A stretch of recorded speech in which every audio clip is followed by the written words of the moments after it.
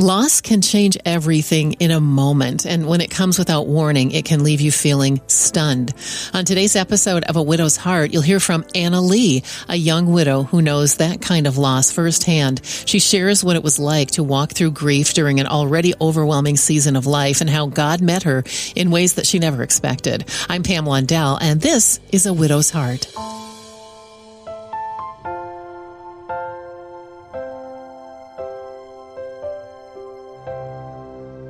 A month after turning 30, my husband unexpectedly had passed away. He was a police officer here in Minnesota for 7 years. And in 2016, on his way home from work, he was in a really bad car accident. And that car accident left him with it could have been worse. They had to get the jaws of life out, so I'm thankful for what it was, but it left him with a lot of foot pain. The nerves, the tendons, the bones in his foot were all broken. And so throughout the years, he's had a lot of surgeries on that foot. And as a cop, you're on your feet a lot. And so throughout those years, he would come home from work and a lot of physical pain in his foot. It started throughout the entire body then, because he would compensate by limping. And then his hips would hurt, his back would hurt. You add the weight of all the cop gear.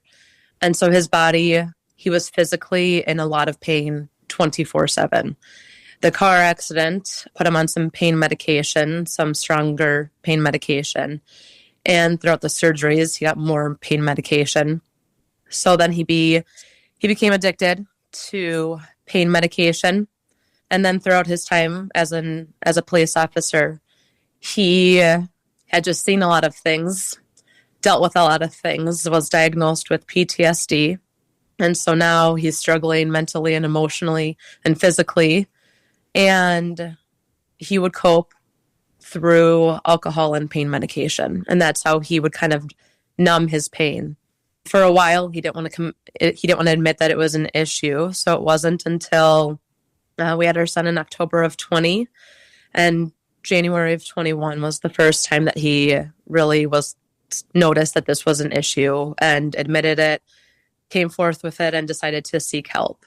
So from about January, February time of 2021, he started an online rehab because everything was online in that time. And so he was seeking online help for his drinking, for his addiction. He was going to therapy for his PTSD, for his coping, for his use of his pain medication and alcohol.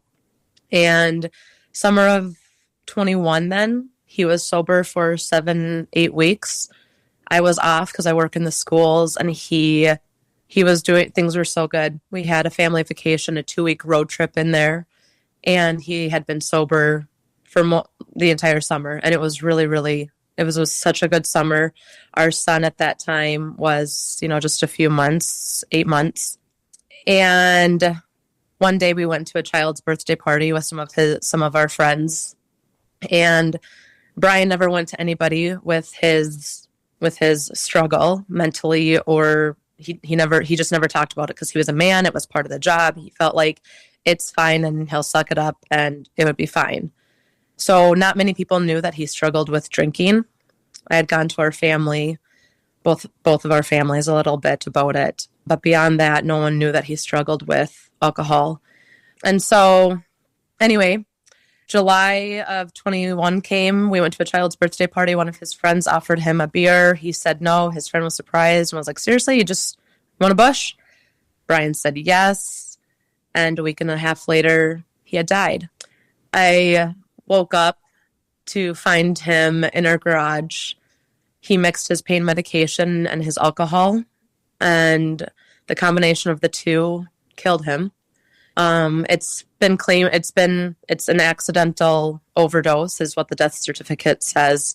I know he did not want to die. He was seeking help. He wanted to be around for our son, for me. Like he didn't want to die, and he was trying really hard between therapy, between the program, to be sober, to find better coping skills, to deal with the physical pain and the emotional and mental pain. And so July 26th, 2021, my 31-year-old husband died. Our son was 9 months old.